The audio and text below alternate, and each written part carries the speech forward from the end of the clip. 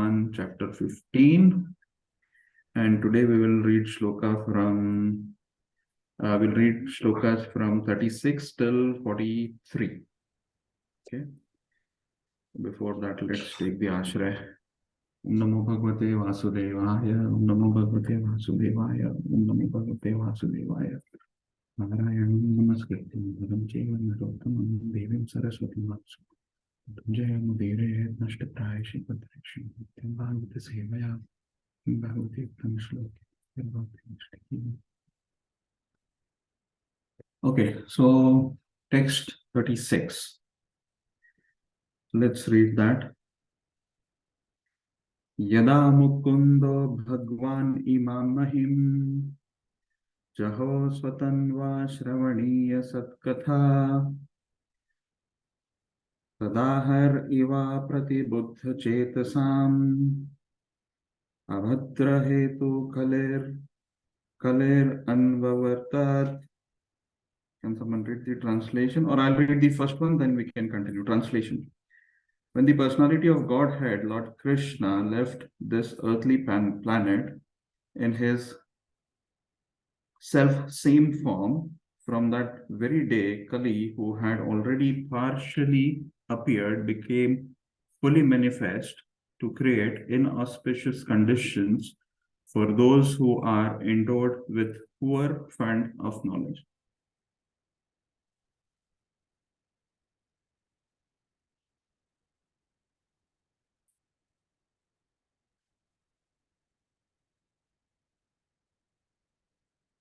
Can't hear you, Prabhuji. Yeah, Prabhu, sorry. So we will read the purport of this frame. So, purport. The influence of Kali can be enforced only upon those who are not fully developed in God conscious. One can neutralize the effect of Kali by keeping oneself fully under the supreme care of the personality of the Godhead. The age of Kali ensued just after the battle of Kurukshetra, but it would not exert its influence because of the presence of the Lord. The Lord, however, left this earthly planet in his own transcendental body, and as soon as he left, the symptoms of the Kali Yuga, as were envisioned by Maharaj Parikshit prior to Arjuna's arrival from Dwarka, began to manifest. And Maharaj Yudhishthira rightly conjectured on the departure of the Lord from the earth. As we have already explained, the Lord left our sight just as sun sets, it is out of our sight. So this is Shloka 36. So we are seeing here, I'll share my screen. Give me a sec. Can someone grant me the admin, Prabhu? Yeah, thank you. Yes, Prabhu, you are already co-host. So share screen, share my full screen right here. Let me know if you are able to view my PPT presentation. Yes, we can. Yeah, okay. Thank you. So fine. So 36 is all talking about the influence of Kali. And this is what we see that Kali became manifest the moment Lord left this earthly planet. We are into Kali Yuga. You all know that there are 4 yugas that we talk about. So let me just bring my laser. Okay. So we have 4 yugas that we all know: Satyug, Treta, Dwapar, and Kali Yuga. And so Satyuga was all about virtue, wisdom, and religion. And the only way to achieve the God is through the meditation, which was Ashtanga Yoga. And Satyuga's, the age of the Satyuga is 1,728,000 years, followed by Treta Yuga. And in the Treta Yuga, we see that there is a decline in the virtue, wisdom, and religion. So after the decline, yes, we enter into a Treta Yuga. And the only way to achieve the personality of Godhead was through performing the fire sacrifices. And the age was 1,296,000 years. Then comes the Dwapar Yuga, where again we fall down, where there is more decline in all the religious principles.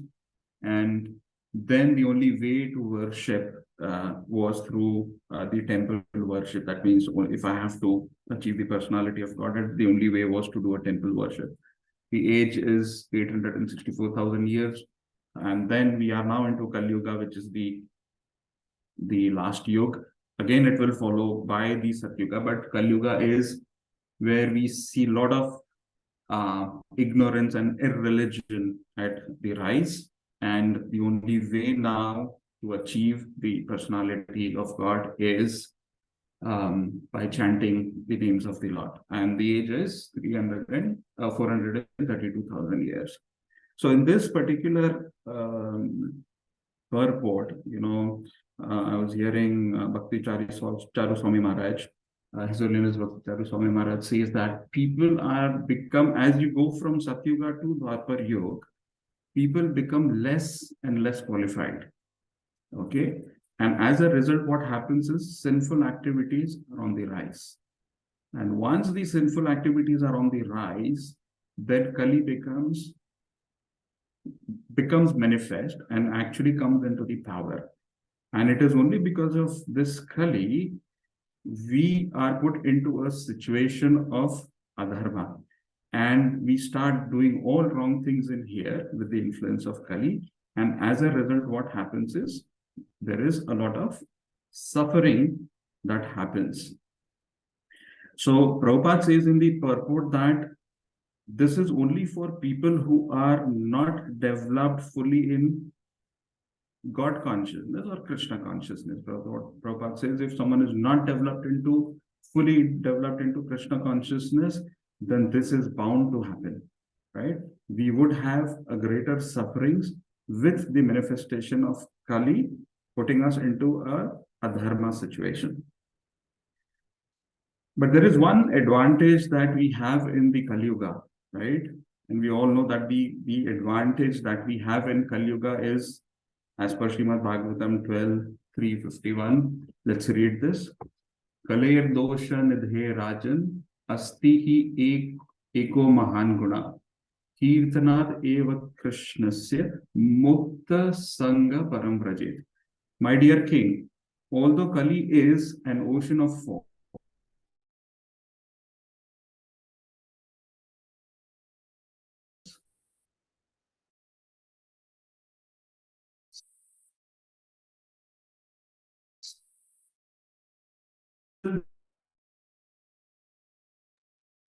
Prabhuji, not able to hear you.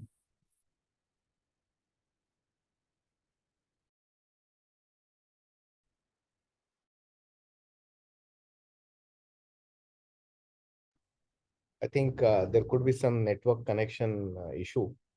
Let's just wait for 1 or 2 minutes.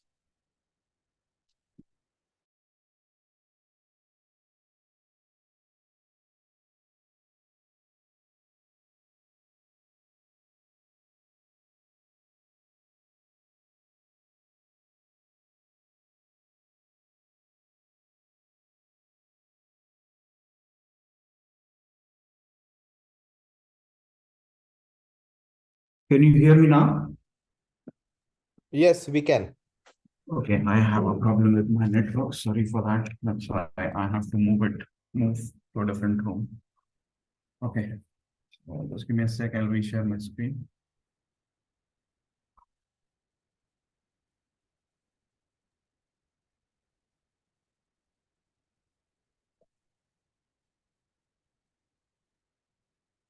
You can see my screen, right? Yes, we can.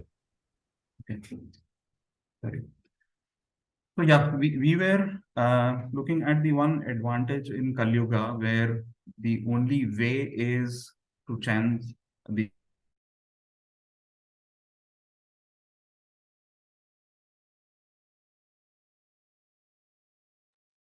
I think it has got hung again. chant the Hare Krishna Maha Mantra, which is obvious. and then abstain from the 4 sinful activities. So if these 4 things are done, let me switch off the video because I'm still having a problem with my connection. Sorry. So if you do these 4 things, what would be the result? The result would be that Krishna Prem will awaken and we will return back home, back to Godhead. So this particular purport, which is 36, is all talking about the manifestation of Kali. But then we see there is an advantage that to come out of the influence of Kali, the only way is that we chant the Hare Krishna Maha Mantra and come out of this Kali Yuga. So this was purport number 36. Let's look at some of the key notes in the purport 36 that Prabhupada mentions. Krishna left the material planet in his own transcendental body. That was the first point. And then we also need to understand that Krishna's disappearance is like the sun setting. So it's not that Krishna is no more available. It's just that when the sun sets, we don't see that sun. And Krishna appears and disappears on his own will, and his appearance and disappearance are totally transcendental. Bhagavad Gita talks about a lot of things about Krishna's appearance and disappearance. So these are some of the keynotes from this particular purport from text 36. Okay, let's move on to text number 37. I'll read the shloka. Yudhishthirastat parisarpannam buddha pure cha rashtre cha grahe tathatmani vibhavya lokanmrita jimha himma sanadi adharma chakram gamanaya paryadhat. Can someone read the translation? Yes, Prabhu. Maharaj Yudhishthir was intelligent enough to understand the influence of the age of Kali, characterized by increasing avarice, falsehood, cheating, and violence throughout the capital, state, home, and among individuals. So he wisely prepared himself to leave home, and he dressed accordingly. The present age is influenced by the specific qualities of Kali.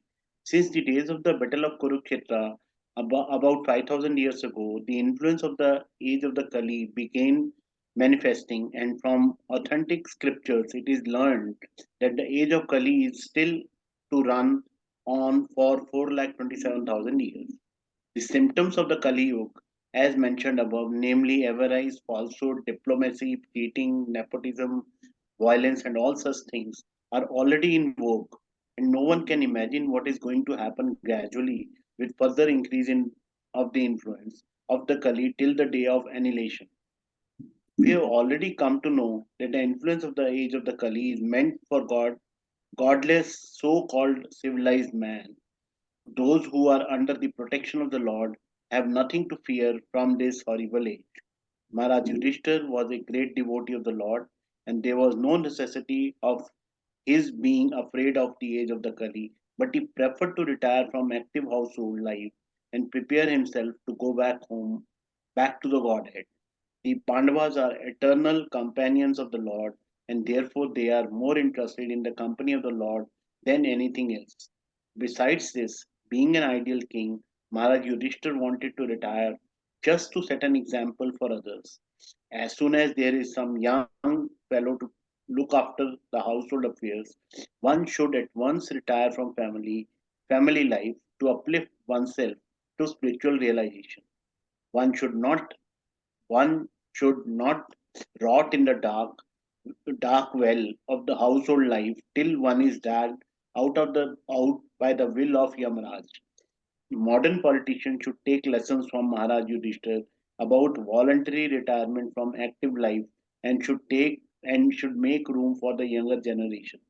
Also, retired old gentlemen should take lessons from him and leave for home for spiritual realization before being forcefully dragged away to meet death. Hare Krishna. Hare Krishna. Thank you, Prabhu. So this is what 37 also says, that the Kali began manifesting. Kali is still to run for 427,000 years. So let's see what Prabhupada. By the way,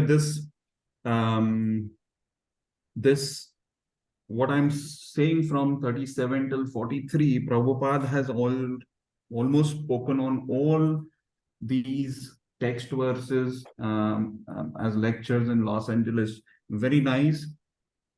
Except for 43, Prabhupada has spoken on everything. And what I'm showing you now is all taken from Prabhupada's lecture. Very nicely, very simple stuff that Prabhupada has put. So let's look at 37. So 37, if you look at what it says was, Kali started manifesting itself, right?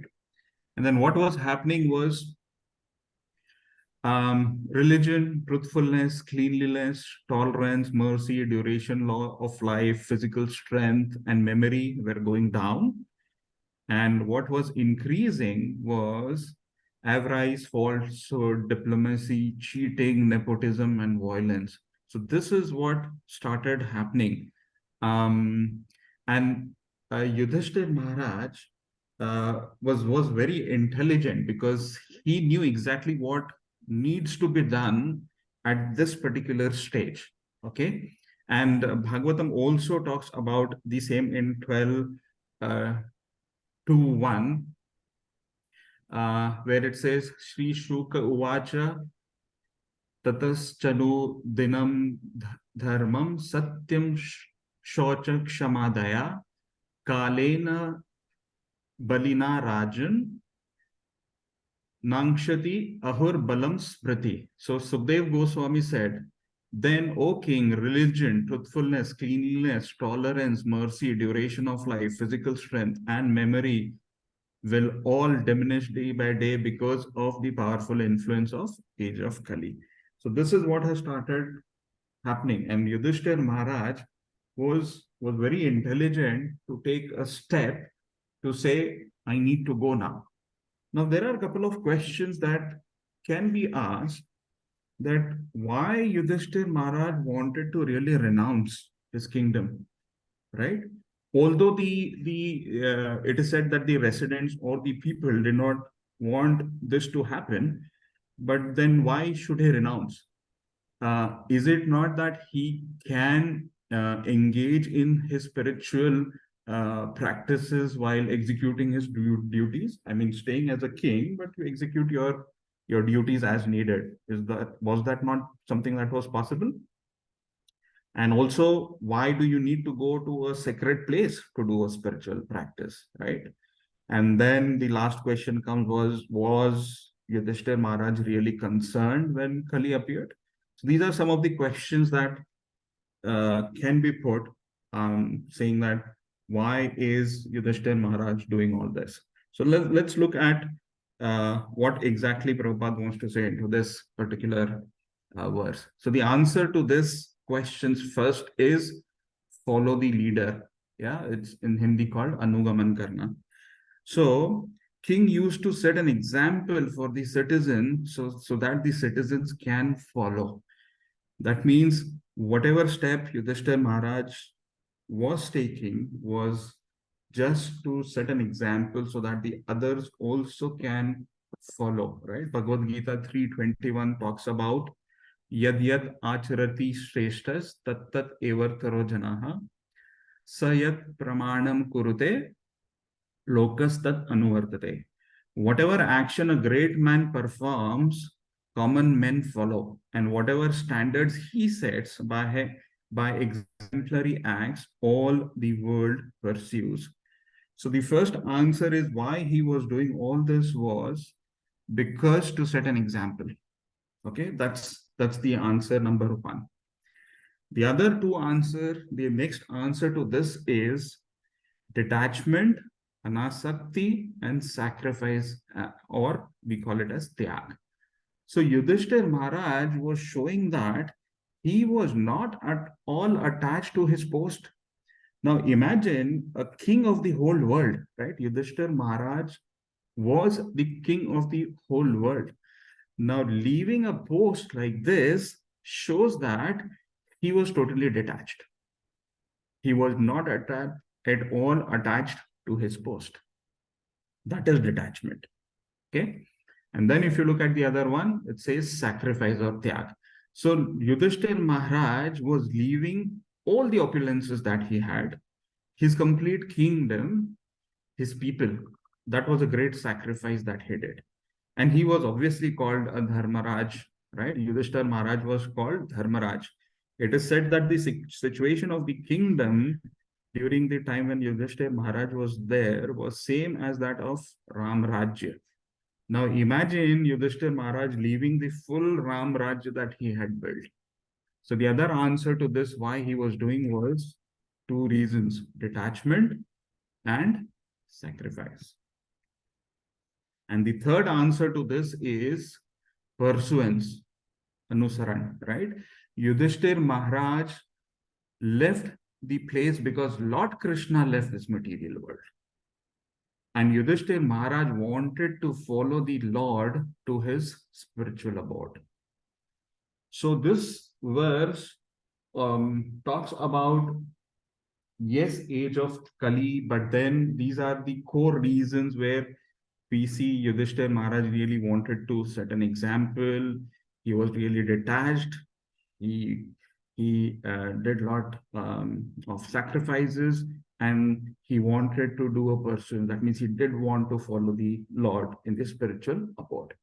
And in Srimad Bhagavatam, it is nicely said in 6:11:25 is na naka prashtam na cha parameshtayam na sarvabhaumam na rasadhipatyam na yoga siddhi punarbhavam va samanjasyatva vihirasya kangshaye. It says, O Lord, source of all opportunities, I do not desire to enjoy in Dhruvalok, the heavenly planets, or the planet where Lord Brahma resides, nor do I want to be the supreme ruler of the earthly planets, or nor the lower planetary systems. I do not desire to be master of the powers of mystic yoga, nor do I want liberation if I have to give up your lotus feet. So this is setting an example that Yudhishthir Maharaj, being so opulent, such a beautiful Ram Rajya, so many people, such opulence, he's leaving all of this just to go back to Godhead. This is purport 37. So let's look at some of the keynotes. He's leaving his kingdom at the right time and handing over the responsibilities to the right person, Maharaj Parikshit. So Maharaj Parikshit had all the right qualities in him to take the responsibility. And Prabhupada in this lecture mentions that when Parikshit Maharaj was born, horoscope was created, and the Brahmins read the horoscope. And what Maharaj Yudhishthir, Brahmin actually said that, about his birth, and he also mentioned about his death, that he would die, how he would die. But then Maharaj Parikshit only asked that Brahmin was, will he have the exact qualities that I have? Will he run the kingdom as I am running? So the Brahmin said, yes, he exactly will do everything that is required and run the kingdom as you are running it. So he's leaving the kingdom at the right time, handing over the responsibilities to Maharaj Parikshit, which obviously he had all the right qualities in him to take the throne and continue. Second is very important. Kshatriya leaving the home was considered as most auspicious. At that time, back then, when people used to leave, it was considered very auspicious. Okay, it was not at all considered good if you die at home. So people would typically glorify you if you would leave your home for renunciation. And this is what Maharaj Yudhishthir is doing. He's actually leaving the home at the right time, which is auspicious. People would then glorify him because he's renouncing for the right reason. and not dying at home, which was not back then was considered good. So these are some of the keynotes from the purport, purport for text number 37. So let's read now 38. Okay. So 38. So it goes like this. Swarat Pautram Vinay Swarata Pautram Vinayinam Atmana sus Atmana Susam Gunehe Toya Nivyah Patim Bhumer Abhischannat Jagahvaye. Translation. Can someone read the translation in purport? Yes, Prabhuji. Translation, Hare Krishna. Thereafter, in the capital of Hastinapura, the enthroned his grandson, who was trained and equally qualified as the emperor and master of all land bordered by the seas. Purport. The total land on the earth bordered by the seas was under the subjugation of the king of Hastinapura. Maharaja Yudhishthira trained his grandson, Maharaja Parikshit, who was equally qualified in state administration in terms of the king's obligation to the citizens. Thus, Parikshit was enthroned on the seat of Maharaja Yudhishthira prior to his departure back to Godhead. Concerning Maharaja Parikshit, the specific word used, Vinayinam, is significant. Why was the king of Hastinapura, at least till the time of Maharaja Parikshit, accepted as the emperor of the world? The only reason is that the people of the world were happy because of the good administration of the emperor. The happiness of the citizens was due to the ample production of natural produce such as grains, fruits, milk, herbs, valuable stones, minerals, and everything that the people needed. They were even free from all bodily miseries, anxieties of mind, and disturbances caused by natural phenomena and other living beings. Because everyone was happy in all respects, there was no resentment, although there were sometimes battles between the state kings for political reasons and supremacy. Everyone was trained to attain the highest goal of life. And therefore, the people were also enlightened enough not to quarrel over trivialities. The influence of the age of Kali gradually infiltrated the good qualities of both the kings and the citizens, and therefore a tense situation developed between the ruler and the ruled. But still, even in this age of disparity between the ruler and the ruled, there can be spiritual emolument and God consciousness. That is a special prerogative. Okay. So this is 38. Thank you, Prabhu.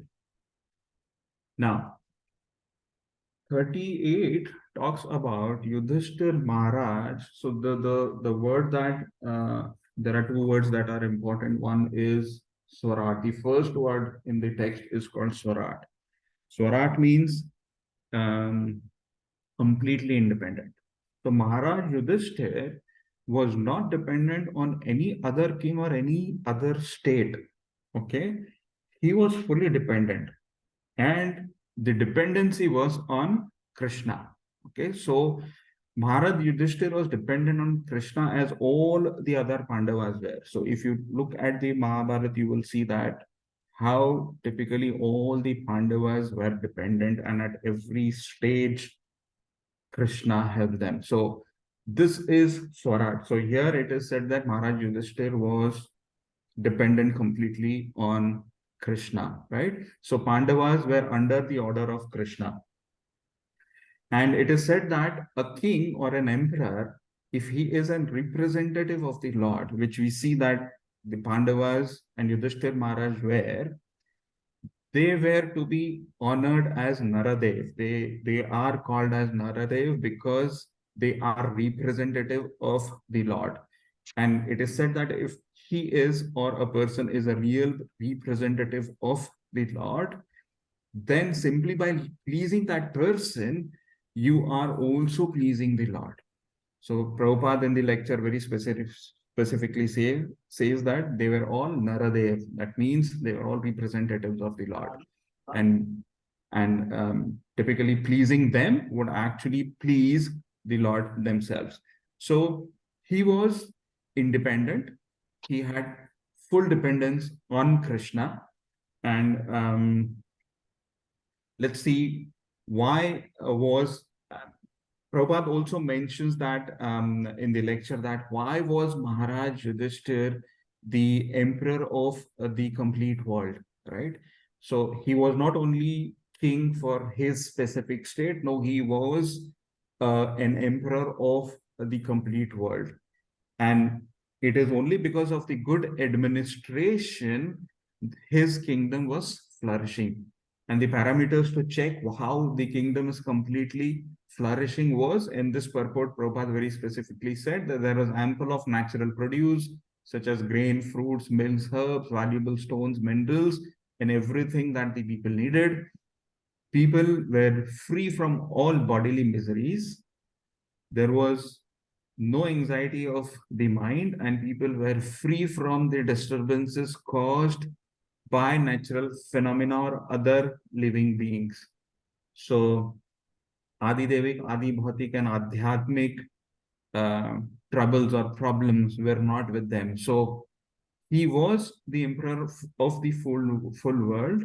He was doing a good administration, and these are the parameters that Prabhupada said. Because he was doing a good administration, everything in abundance was there.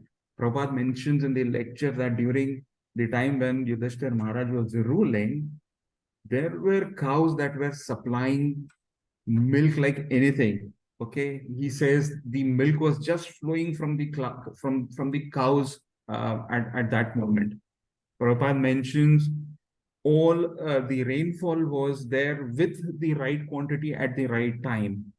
So Prabhupada mentions a very good point here. Prabhupada says all the regulative principles that depend on nature. So if you have to have milk, you have to have rainfall, you have to have all these fruits and vegetables and herbs and grains at the right time, then you have to depend on nature. And nature is conducted by the Supreme Personality of Godhead, right? And then this is what we see in Bhagavad Gita in 9:10. It says, Mayadhyakshena prakriti suyate sacharacharam hetu nanena kaunteya jagadvipari vartate. So all these regulative principles are governed by Krishna himself. And we see that at that moment when he was ruling, all of them, all what is written here was working perfect. That means the nature and the regulative principle, which was depending on the nature, was working perfectly at that time. Prabhupada also uses a word called susamam gune. And this was there that unless one is qualified, okay, he cannot be installed as the head of the executive of the state or the world. So this word very specifically that we see here, which says, it is susamam gune. So that's in the first line. So susumam gune is the qualification that Prabhupada is talking about. Parikshit Maharaj was equally qualified by quality. He was exactly like Maharaj Yudhishthir to take the throne and then continue the kingdom as Maharaj Yudhishthir did. Okay, so this is Maharaj Yudhishthir controlling the full world with a good administration. And then Prabhupada says Parikshit Maharaj took over as he was equally qualified on that part. Now, keynotes. It is very simple. Prabhupada says in the lecture that you need to follow the Vedic systems and or else we would suffer, right? Prabhupada very specifically puts this statement, says Tasmin Tushte Jagat Tushta. If Krishna is satisfied, then the whole world is satisfied. And this is what was happening when Maharaj Yudhishthir was ruling, right? Because Krishna was satisfied, everything was in place, and all the others were even satisfied. Prabhupada says there will be no scarcity if you keep Krishna happy. Okay? Eko yo bahunam vidadati kaman. Katha Upanishad 2:13. The meaning is that one living force is supplying all the demands of the other living entities. But the rule is Krishna should be happy. And this is what Yudhishthira Maharaj made sure that he was following the Vedic systems perfectly, keeping Krishna happy. And as a result, all the other things was in place with the good administration that he was doing. Okay. Let's look at now 39. Okay. So 39 shloka is, let me bring up here. Okay. So that you can read. Okay. So 39 goes like this. Mathurayam tatha varjam shurasenapatim tata prajapatyam nirupeshtim agnim apipad ishvaraha. Can someone read it? Translation by Srila Prabhupada. Jai Srila Prabhupada.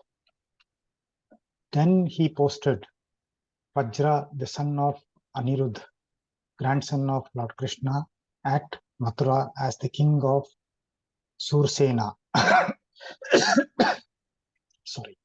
Afterwards, Maharaj Yudhishthira performed a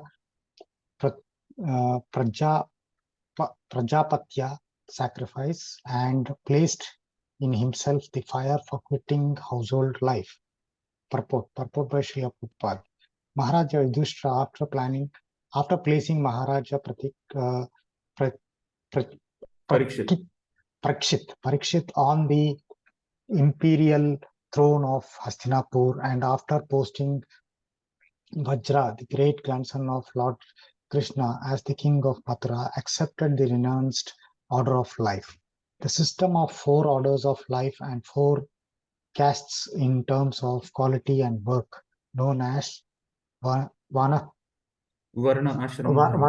Dharma, is the beginning of real human life, and Maharaja Yudhishthira, as the protector of this system of human activities, timely retired from active life as a sannyasi, handing over the charges of the administration to the trained Prince Maharaja Parikshit. The scientific system of Varnashrama Dharma divides the human life into 4 divisions of occupation and 4 orders of life. The 4 orders of life are as Brahmacharya, Grahastha, Vanaprastha, and Sannyasa are to be followed by all, irrespective of the occupational division. Modern politicians do not wish to retire from active life, even if they are old enough. But Yudhishthira Maharaj, as an ideal king, voluntarily retired from active administrative life to prepare himself for the next life. Everyone's life must be so arranged that the least stage of life, say at least the last 15 to 20 years prior to death, can be absolutely devoted to the devotional service of the Lord to attain the highest perfection of life. It is really foolishness to engage oneself all the days of one's life in material enjoyment and fruitive activities, because as long as the mind remains absorbed in fruitive work for material enjoyment, there is no chance of getting out from the conditioned life or material bondage. No one should follow the suicidal policy of neglecting one's supreme tasks of attaining the highest perfection of life, namely going back home, back to Godhead. Thank you. Jai Srila Prabhupada. Yes. Hare Krishna. Okay. So, this was 39. Okay. So 39, you must retire. Okay. So in this particular purport, Prabhupada is saying Vedic civilization means you must retire at some stage. This is what Prabhupada is emphasizing. So if you look at the purport, Prabhupada talks about 4 varnas and 4 ashrams. So 4 varnas is all social. That means you can be a Brahmana, Kshatriya, Vaishyas, or Shudras. And the spiritual ashrams are Brahmachari, Grihastha, Vanaprastha, and Sannyas. So this is what Yudhishthir Maharaj was opting for. He was renouncing everything and going to become a sannyasi. So Varnashram dharma is all about performing duties according to your systems of 4 varna and 4 ashrams. So you can be any one of this, but then to progress into spiritual life, you need to go from this stage to a sannyasi. So this is what Prabhupada is saying. Vedic civilization means you must retire at some age. Okay. And then the 4 varnas that we talk about are Brahmanas, which can be priests, teachers, and intellectuals. Kshatriyas are typically people who are police, army, and administration work, who are doing administration. Vaishyas are farmers, merchant, and business people, and Shudras are artists and workers. 4 ashrams are mainly student life, householder life, retirement, and renunciation. So Prabhupada was saying you need to retire at some stage.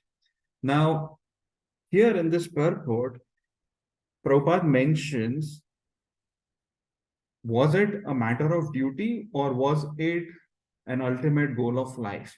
Okay. So Prabhupada says, unless you accept an institution of Varna Ashra Dharma, you are not considered as civilized man. Okay. Prabhupada clearly states that you need to accept this Varna Ashram Dharma to become a civilized man, which Prabhupada says Arya. Arya was who was civilized and who accepted the Varna Ashram Dharma. And it is said that Maharaj Yudhishthir remained as a king as a matter of duty, but he also knew that the ultimate goal of life is not to be the king for lifelong. Okay, it was not the ultimate goal. So as a matter of duty, yes, he remained as a king, but he also knew that the ultimate goal of life is to realize God. Okay, and Prabhupada says, for that purpose, you may be what you are, but you must retire. So you need to look at what is your ultimate goal of life. Okay, you should not see a matter of duty. Yes, you must be doing a lot of things, but at one stage, you have to come out of that duty and you have to look at the ultimate goal, and that goal is to realize God. And for that purpose, you need to retire. And this is what this text 39 is all about.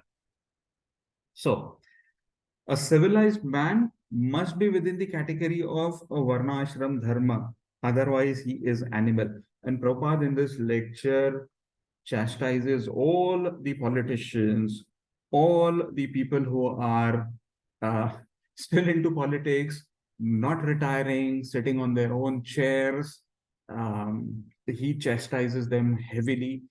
He also talks about an incident where he said that, when we received independence, India, he wrote a letter to Mahatma Gandhi stating that, since you are reading Bhagavad Gita nicely, Prabhupada wanted to tell Mahatma Gandhi that let's introduce Bhagavad Gita to the whole world. And he wrote a letter to Mahatma Gandhi. But then he did not. He did not accept it. He did not look at it. And Prabhupada said that it was the same situation, that he did not really want to retire. And ultimately, he was being killed. So Prabhupada chastises all the politicians who are at the same level, who really do not want to retire from their social order. And this is what it is. So Prabhupada says, if you do not follow the Varna Ashram Dharma, you are considered an animal. Okay, straight he says on this. And Prabhupada says that if you have to follow the Varna Ashram Dharma, Okay, you need some institution, some social structure or a religious structure for that. And unless you accept some institution of making progress in your spiritual life, you are an animal. That means you need to accept. So Prabhupada typically was talking about Krishna consciousness, and ISKCON into this lecture, saying that if you have to accept Varna Ashram Dharma, you need to go to an institute to make progress in spiritual life. Otherwise, you are at the same stage as what the animals are into. Okay, and Prabhupada very specifically says last 15 or 20 years prior to death, it is absolutely necessary that you devote your life towards Krishna. That is the highest perfection of life. So the last 15 or 20 years prior to death is what you need to spend time to know who is the Lord, who is Krishna, what is my relationship with the Krishna, and to attain the highest perfection of life. That should be your ultimate goal. And Prabhupada also says in this purport that suicidal policy is neglecting one's supreme task of attaining the highest perfection of life. So you are doing a suicide if you do not attain the highest perfection of life at the end. And the last statement that was there was not on this purport only. Okay, this is 39, right? I saw somewhere it said, yeah, it is the same. So it talks about a suicidal policy, which says that you should not neglect this. If you're neglecting, then it's a suicide. Okay, so this is 39. Now let's look at text number 40. Okay, share my screen in here. 40. Okay, so 40 says,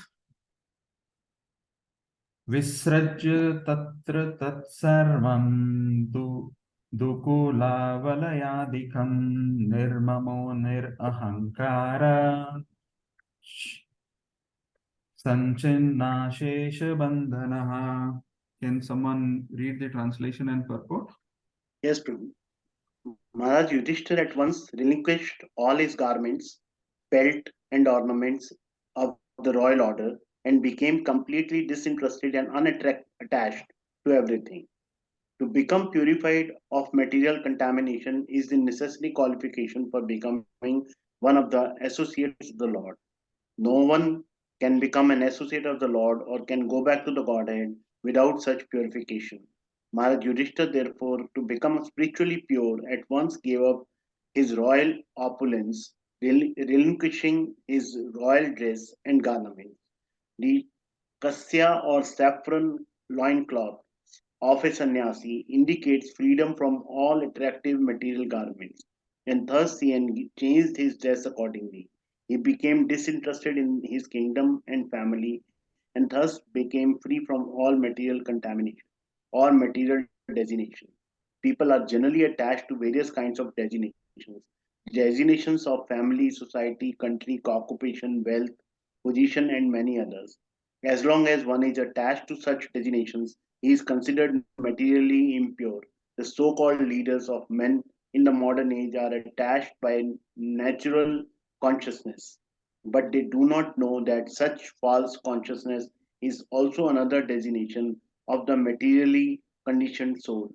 One has to relinquish such designations before one can become eligible to go back to the Godhead. Foolish people adore such men who die in natural consciousness. But here is an example of Maharaj Yudhishthira, a royal king who prepared himself to leave this world without such natural consciousness. And yet he is remembered even today because he was a great pious king, almost on the same level with the personality of the Godhead, Sri Rama.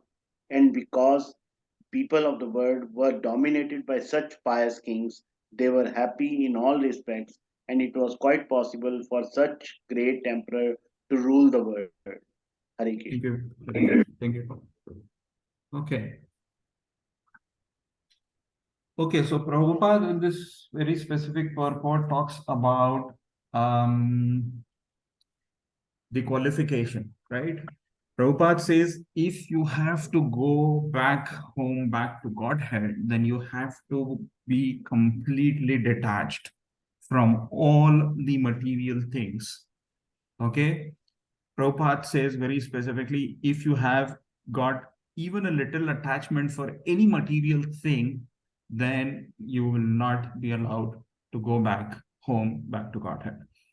And Prabhupada says, Prakriti will say, you just justify yourself. You want this, do it. So Prakriti will support you, but then if there is a slight tinge of that material attachment, you will not be allowed to go back home, back to Godhead. So you have to become completely detached. So Prabhupada also mentions in this particular in the lecture is that Yudhishthir Maharaj actually voluntarily gave up his garments and ornaments, right? And Prabhupada typically mentions that this is not the situation with everyone. People do not want to give up, okay? But this was not the case with Yudhishthir Maharaj. And Prabhupada explains that Prabhupada gives an analogy of a small child in the lecture where Prabhupada says that if you look at the small child, he has certain freedom and he will do whatever he likes. He does not know what is right or wrong, but he will just go eat something, he will pick up something, he will sometimes catch fire. He has that freedom. He's very small, but then he has that kind of liberty to do this. Now, Prabhupada mentions that the three modes of material, and Prabhupada says that this is the similar situation that we are as living entities also. So we are also, with the influence of three modes of material nature, we are into the situation where we do not want to give up. And Maya, Prabhupada says, is very strong. So Prabhupada says, this is the shloka in Bhagavad Gita 17:14. Prabhupada says, Devi Esha Gunamai Mama Maya Durataya. Right? There are three modes of material nature, Sattva, Rajas, Tamas. They are very strong and will tie you up. And then Prabhupada also mentions Guna means rope, and Gunamai means the mother nature. Okay, so Gunmai means rope. Gunmai, the mother nature, has tied up, and we are bound by the laws. Prabhupada says stringent laws of material nature. We cannot get out of it. It is impossible. But then the next line, Prabhupada also mentions, Mam eva ye prapadyante mayayam tarantite. So it is, if one is fully conscious, he can get out of it. That is the only way. So Prabhupada says, if you have the slightest of the freedom, you have to utilize it in the correct way. Prabhupada says material nature is very stringent and you will not be able to come out of it. The only way to come out of it is to become Krishna conscious. This is what Prabhupada says. And Yudhishthir Maharaj voluntarily gave up all the garments and the ornaments. Now, the second reason also for giving up was Yudhishthir Maharaj exactly knew that there is nothing that belongs to him. So there was no sense of proprietorship. Okay. He divided the kingdom into the grandsons and others, right? But Prabhupada very specifically says now he is becoming completely nirmama and nir-ahankara.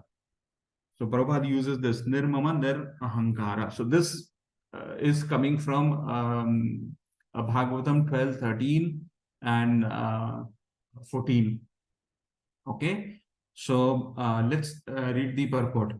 One who is not envious, but is a kind friend to all living entities, who does not think himself a proprietor and is free from false ego, nirmama and nir-ahankar, okay? Who is equal in both happiness and distress, who is tolerant, always satisfied, self-controlled, and engaged in the devotional service with determination. His mind, intelligence fixed on me, such a devotee of mine is very dear to me. So Prabhupada says, mama means my and nir means negation. So this is nirmama.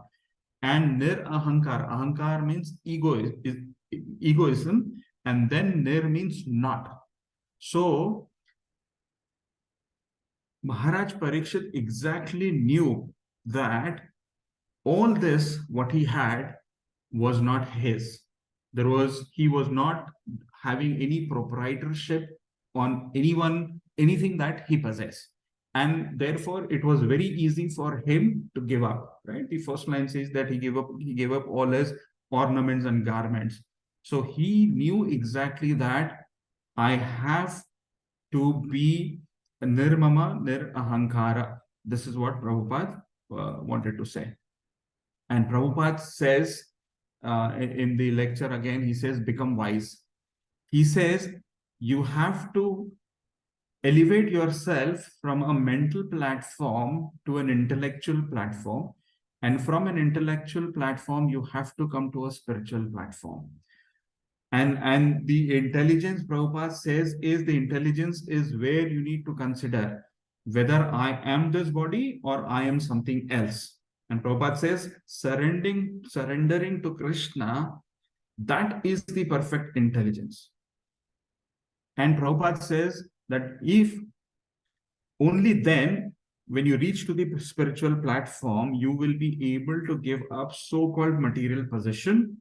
You will become completely free, surrender to Krishna, and you will become wise. So Yudhishthir Maharaj here is exactly doing the same thing. He knows all this is not his.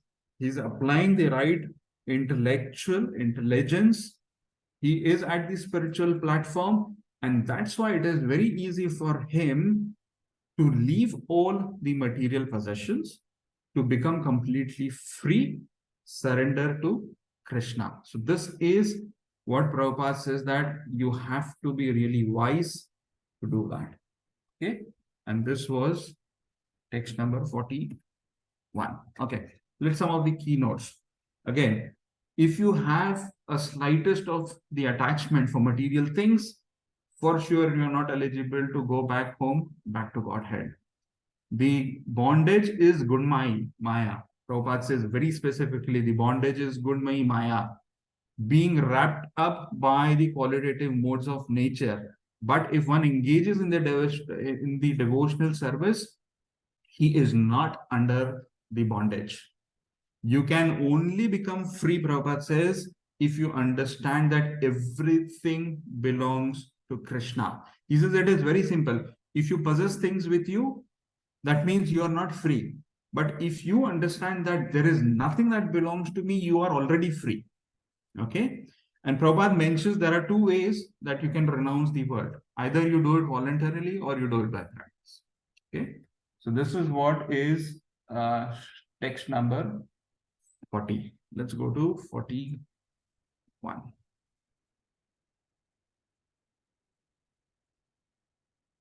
Okay, so 41 says, Vacham juhava manasi tat prana itare chatam mrityavapanam sotsargam tam panchatvehi ajohavet. Translation and purport. Can someone read it? Hare Krishna. Translation. Then he amalgamated all the sense organs into the mind, then the mind into life, life into breathing, his total existence into the embodiment of the five elements, and his body into death. Then as pure self, he became free from material conception of life. Purport. Maharaja Yudhishthira, like his brother Arjuna, began to concentrate and gradually become freed from all material bondage.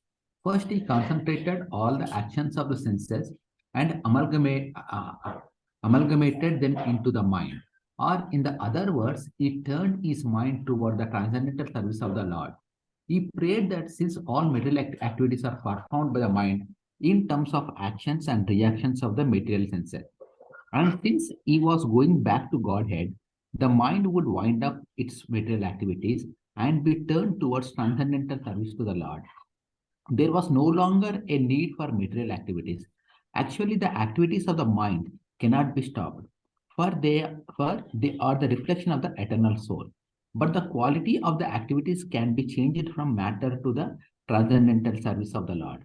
The material color of the mind is changed when one washes it clean of the contaminations of life breathing, and thereby frees it from the contamination of repeated births and deaths, and situates it in pure spiritual life. All is manifested by the temporary embodiment of the material body, which is production of the mind at the time of death. And if the mind is purified by practice of transcendental loving service to the Lord and is constantly engaged in the service of the lotus feet of the Lord, there is no more chance of the mind's producing another material body after death. It will be freed from absorption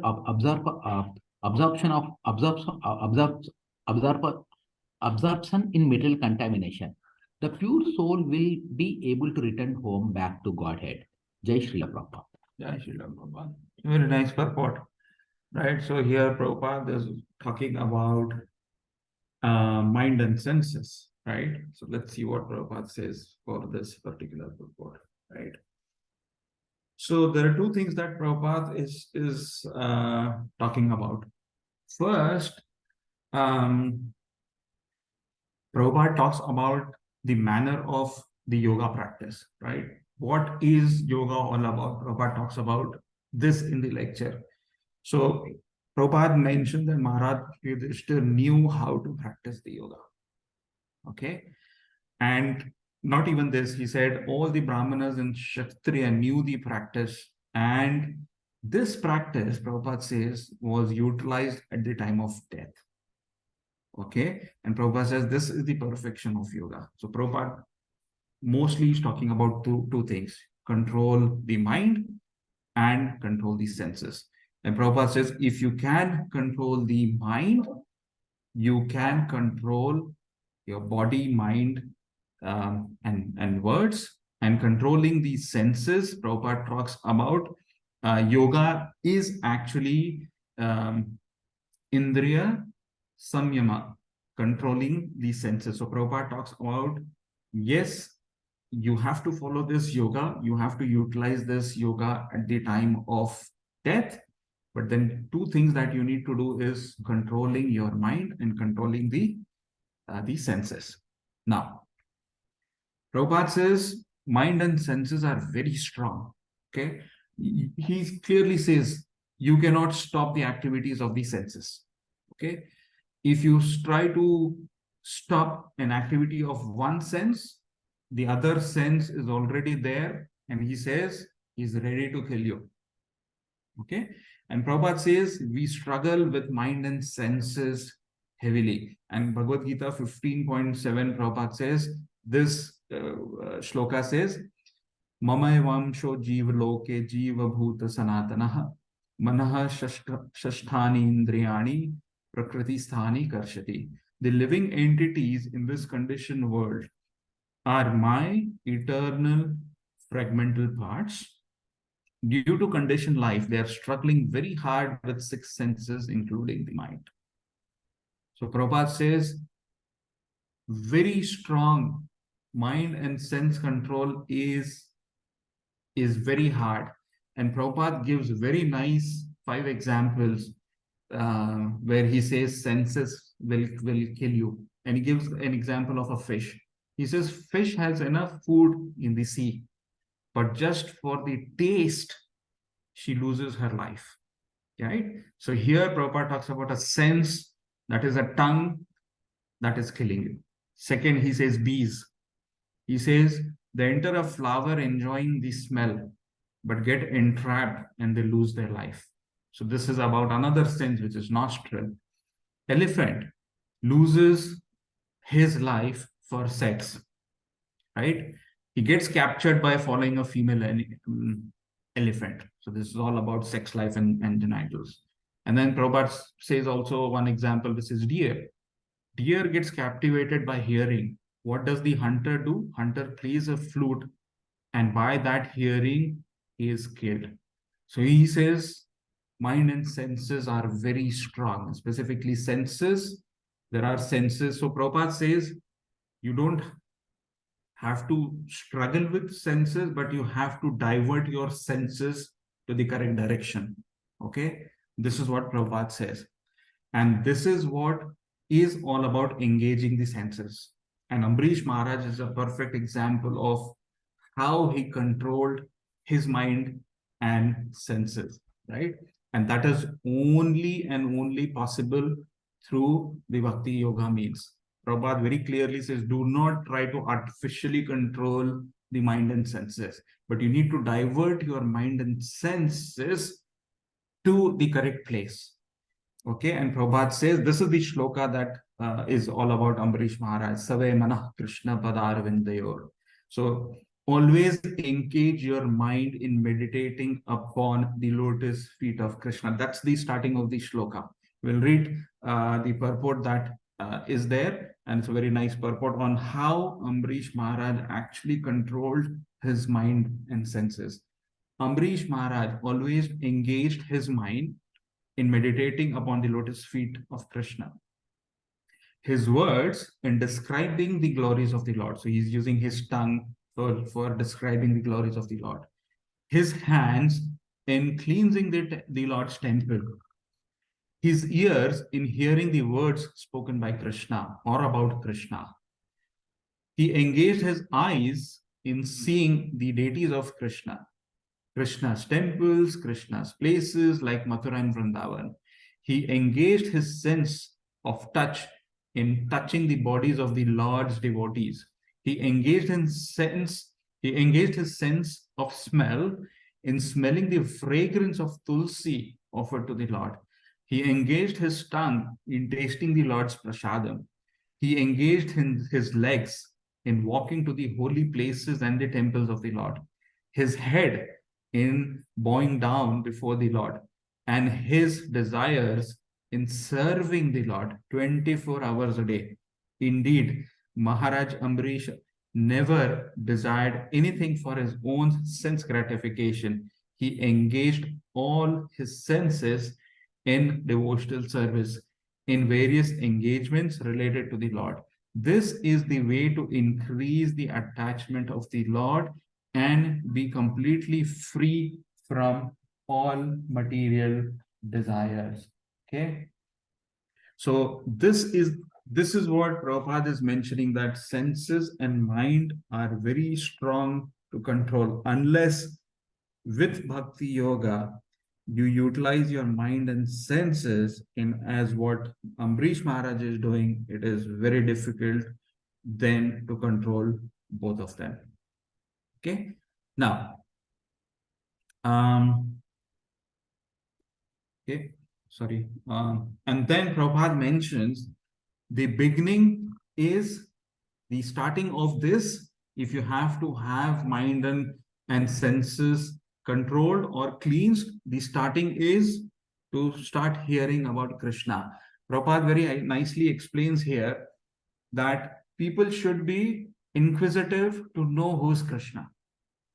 And once you are very inquisitive to know who is Krishna, what is Krishna, who's God, what is he, then you are serious. And Prabhupada says, if you are serious about that, then you need a science and you need a teacher. And Prabhupada says, God himself is there within your heart as a teacher. And the shloka number is Bhagavad Gita 1861, which says, Ishvara Sarva Bhutanam Riddheshe Arjuna Tishtati. So Prabhupada says, if you are inquisitive, you are serious about knowing who Krishna is, you need a teacher. And that teacher is sitting inside your heart. Okay? And this is where it says, Ishvara Sarva Bhutanam. And then once Krishna understands that you are serious about it, then you should know who Krishna is. So Krishna then helps us immediately, right? Now this living entity is serious, Krishna says, to know me, so I will help him. And how does Krishna help him? This is in Bhagavad Gita 10.10. It says, Teshan satata yuktanam bhajatam priti purvakam dadami buddhi yogam tam yena mam upyantite. I give him the intelligence. So first is Krishna is sitting in the heart. Then if he is serious, Krishna says, then okay, fine, I'll give you all the intelligence that is required. Fine. This is what it is on 10.10. And then what happens is, after that, Prabhupada says, by hearing for the first time, you may not really understand what Krishna is all, okay, what Krishna is about. But he says, but if you simply hear with little attention, although you do not understand, still you will become pious. Okay, and this is what is happening. And the shloka is from, sorry, this is Bhagavatam, not Bhagavad Gita. It's 1:2:17, right? Shrinvatam Swakatha Krishna Punya Shravana Kirtana Hridha Antasto Hi Batrani Vidunoti Sruhatsipram. So this clearly says that he will cleanse your heart from all the required contamination. So this is the process. Prabhupada says, start to hear about Krishna. He's sitting in your heart. If you are serious, he will help you. And once you start hearing about Krishna, you repeatedly hear about him, this is what will happen. Vidunoti Sruhatsatan, right? That means all the contamination within your heart will get cleansed and you will become pious. So this is what Prabhupada is telling about, that you need to control your mind and senses. The only way is to do bhakti yoga practice, right? So Prabhupada clearly says this yoga practice that is mentioned is meant for a person who is too much into the bodily concept of life. Prabhupada says, one who is convinced that I am not this body, then where is the necessity of exercising this body, right? It's not required, because you know that you are not this body. So you're at this stage, then really it doesn't matter. You need to control your mind and senses. Very important that Prabhupada says. Prabhupada also says that yoga practice like Hatha Yoga, Dhyan, practice, Karma, Jnana Yoga are very difficult in this age. Bhakti Yoga practice is recommended. And as Prabhupada says, it starts from hearing, right? From hearing about Krishna. The shloka is Shravanam Kirtanam Vishnu Smaranam Archanam Vandam Dasyam Sakhyam Atmanivedanam. So these are various stages, but then you have to start with Shravanam. That means start listening. And Prabhupada says, without becoming pious, you cannot understand Krishna. Okay? So as soon as your mind is cleansed of all the dirty things, then you become fit for going back home, back to Godhead. So that's the process that Prabhupada is trying to tell us in this particular shloka. Let's go to 42. We need to run because we are a little short of time. Okay. 42 now goes as Tritve Hutva Cha Panchatvam Yachai Tatve Ajuhmuni Sarvam Atmani Ajuhave Brahmani Atmanam Avyaye. Translation and purport. Can someone read it? Hare Krishna Prabhuji. Can I read? Yeah, please go ahead. Translation and purport by Prabhupada Ji. Jai Shri Prabhupada Ji. Thus annihilating the gross body of 5 elements into the 3 qualitative modes of material nature, he merged them in one nescience and then absorbed the nescience in the self Brahma, which is inexhaustible in all circumstances. Purport. All that is manifested in the material world is the product of the Mahat Tattva Avyakta, and things that are visible in our material vision are not but combinations and permutations of such variegated material products. But the living entity is different from such material product. It is due to the living entity's forgetfulness of the eternal nature as eternal servitor of the Lord and his false conception of being a so-called Lord of the material nature, that he is obliged to enter into the existence of false sense enjoyment. Thus, a concomitant generation of material energies is the principal cause of the mind's being materially affected. Thus, the gross body of the five elements is produced. Maharaja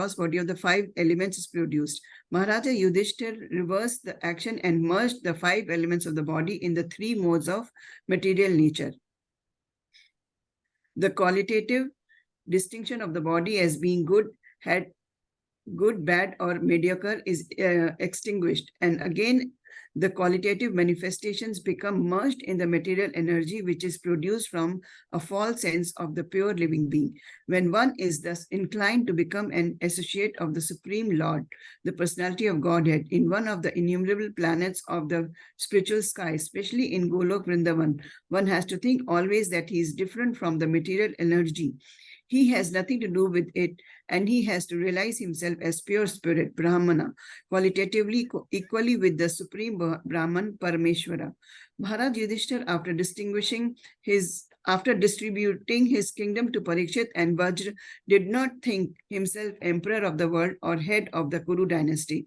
This sense of freedom from material relations as well as freedom from the material engagement of the gross and subtle encirclement makes one free to act as the servitor of the Lord. Even though one is in the material world, this stage is called the Jivan Mukt stage or the liberated stage. Even in the material world, that is the process of ending material existence. One must not only think that he is Brahmana, but must act like Brahmana. One who only thinks himself Brahmana is an impersonalist, and one who acts like Brahmana is the pure devotee. Hare Krishna, Prabhuji. Hare Krishna, Mataji. Thank you. So this is Brahman, Mataji. Yeah? It's not Brahmana. It's Brahman. Okay.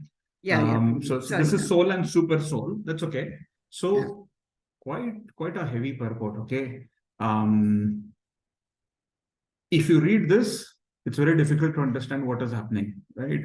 Annihilating the gross body of five elements into three qualities of material knowledge, he merged himself in one nescience and then absorbed that nescience in the self, which is Brahman, which is inexhaustible in all these circumstances. So quite a difficult purport to understand. Let's understand on what. So Prabhupada here, when you see things like modes of material nature, when you talk of Brahman, Prabhupada is indirectly saying that everything manifests as his energy. So what is happening? What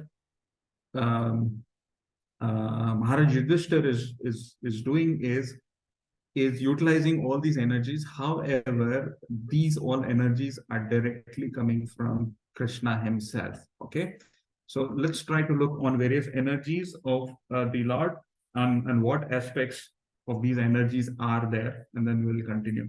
So we all know there are three energies of the Lord: internal, external, and marginal energy. So internal energy of the Lord is the spiritual world. So whenever there is an internal potency manifested, there is a spiritual world that is created, which is 3/4 of the creation in terms of quantity. And in quality, the internal potency is Sat, Chit, and Anand.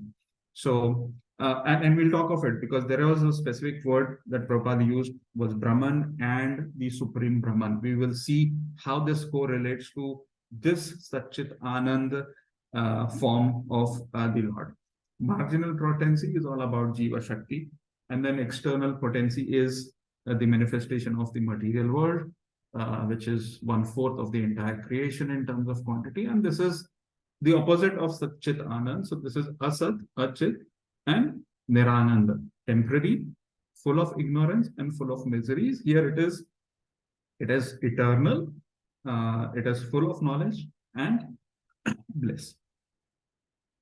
The second thing that was talked about was in the purport was about the Mahatattva. So he says,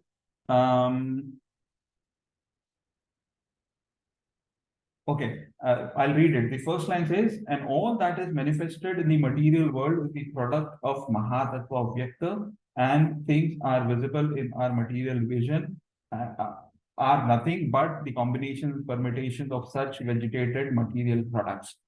So again, what you see here, Mahatattva and all the gunas that we are talking about, okay, this also, Prabhupada says, is the energy of the Lord. We saw primary three energies, but then you also have time, Kala, which is the energy of the Lord. And then the material world, when the Lord glances over this material world with the Kala, then Mahatattva comes in, and from that Mahatattva, then all, when it mixed with Ankar, then comes all the three modes of goodness, passion, and ignorance. And from there, we get mind and all the other elements, both the earth, water, fire, ether, and all the elements. And then all the Karmendriya, Gyanendriya also are created. So here, Prabhupada is trying to say, what Maharaj Yudhishthir is trying to do is he's utilizing all these energies of the Lord, but these energies, the source is the Lord himself. And this is what Prabhupada was also mentioning, which is the third part, that the Lord is the basis of all three. And we will look at all three, what we are seeing here. First, there is something called Nirakar Brahma, not Brahman, Brahma. And then you have a soul, which Prabhupada refers to as Brahman, and a super soul. We will see what is a clear distinction between all these three. In essence, everything is coming from the Lord. So the source is the Supreme Personality of Godhead. Now, a slight difference for us to understand what those three components are.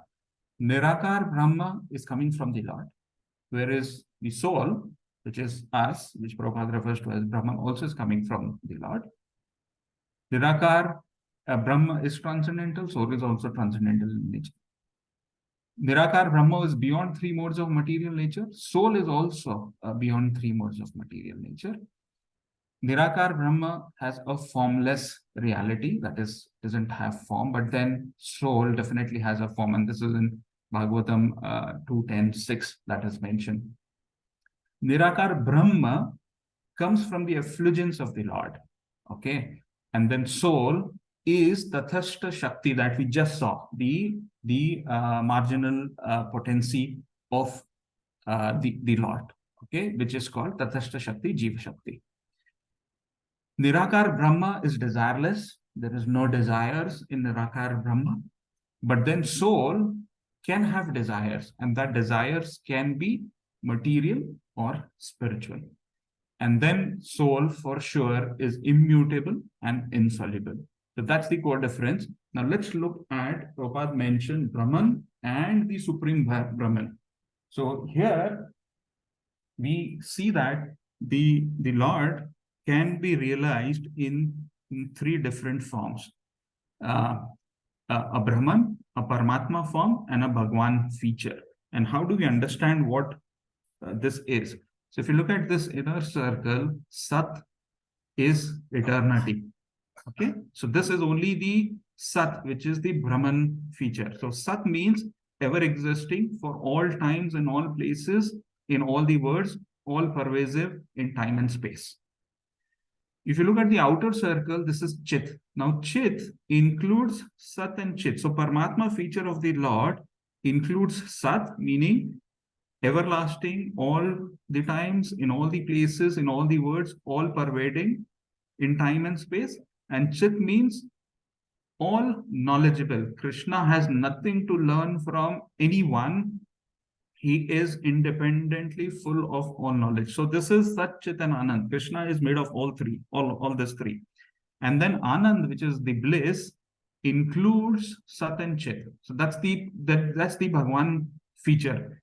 So Brahman is this area, and Supreme Brahman is all three. So when we talk of the Brahman, it is Sat and Chit, and then we see all three coming in. So all these three sources that we see here, soul, a super soul, and a Nirakar Brahma, comes from the Lord.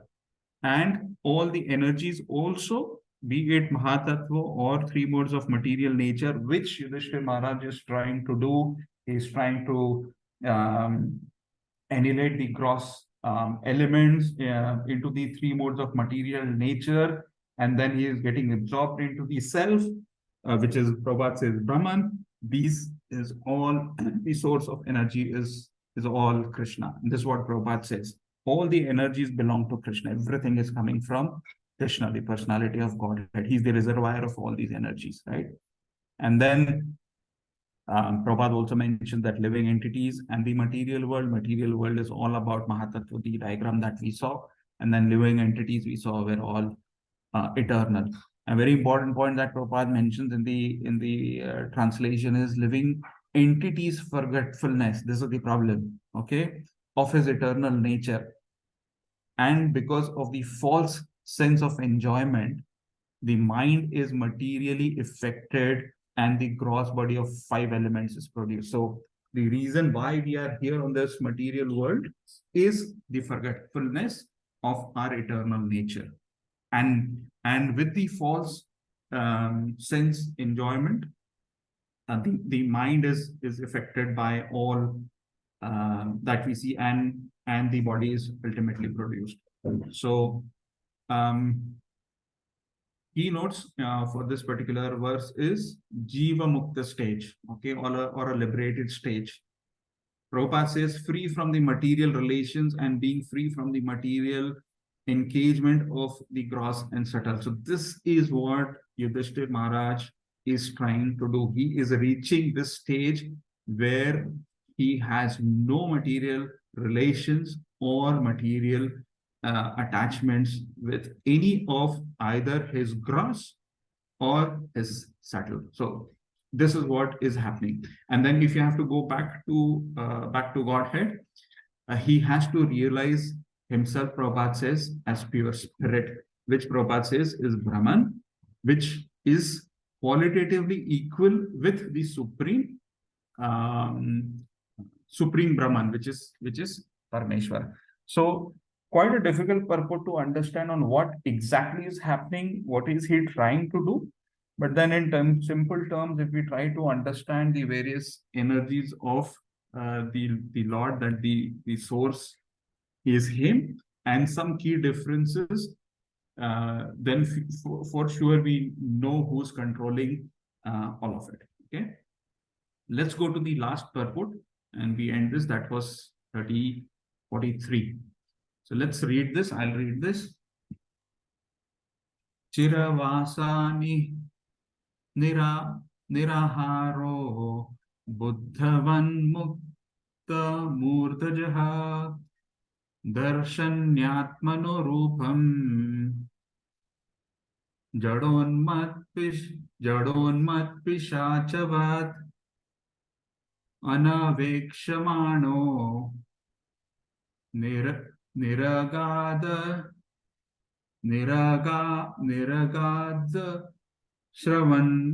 Shravan bandhiro yatha.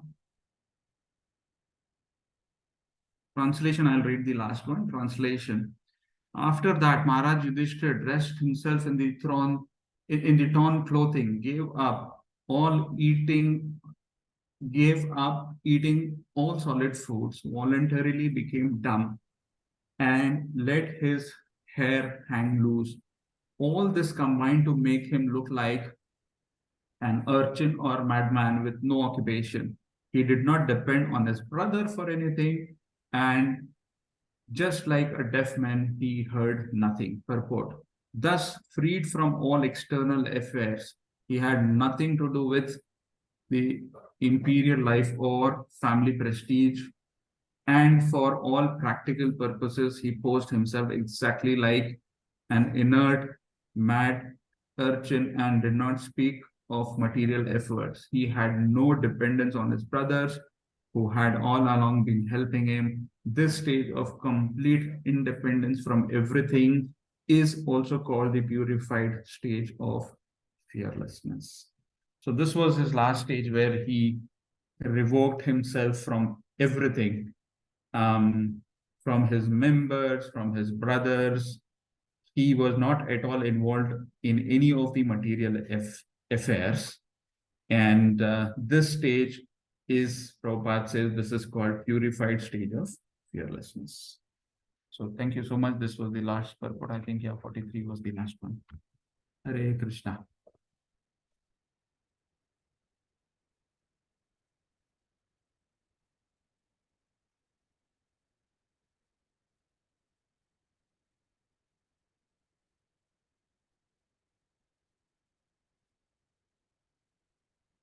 So I think we are done. Anyone has any questions, any comments?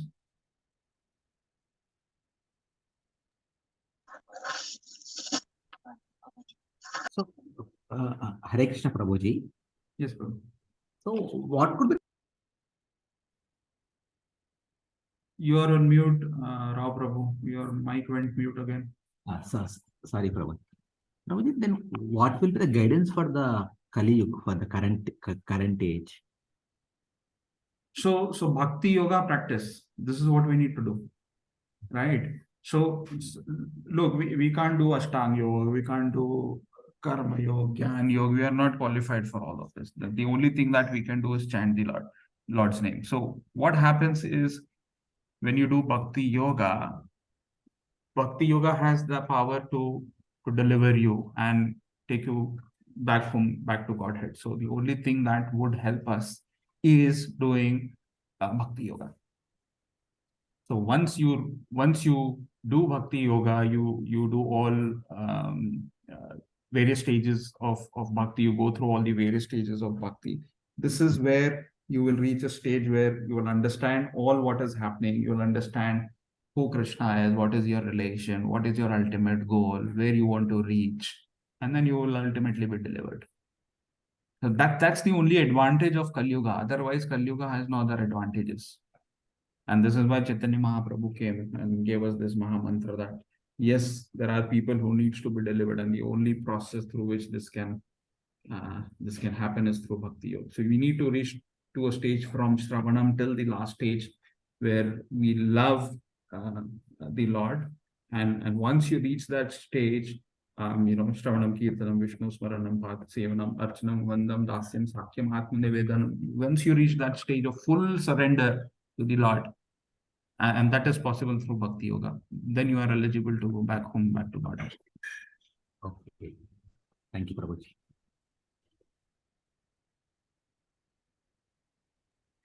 Any other people? Any other comments? Prabhu just एक point add करता हूँ मैं. So what happens is, because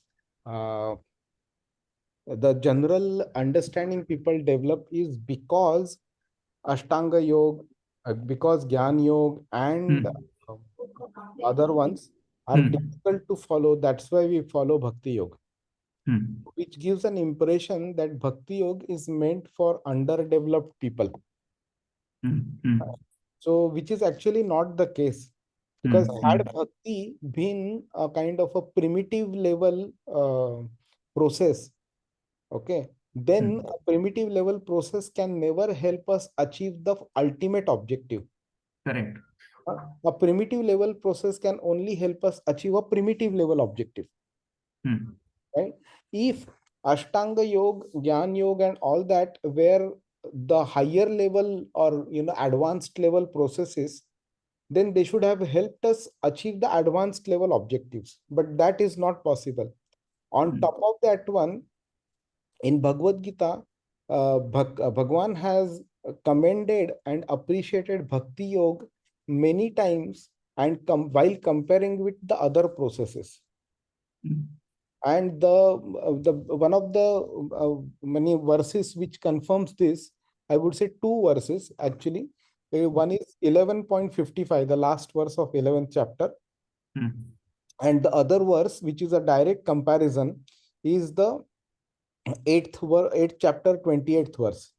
Okay, so in that 28th verse, Bhagwan says that anything and everything that can be achieved by other processes like charity and Veda knowledge or any other practice can be achieved by Bhakti Yoga.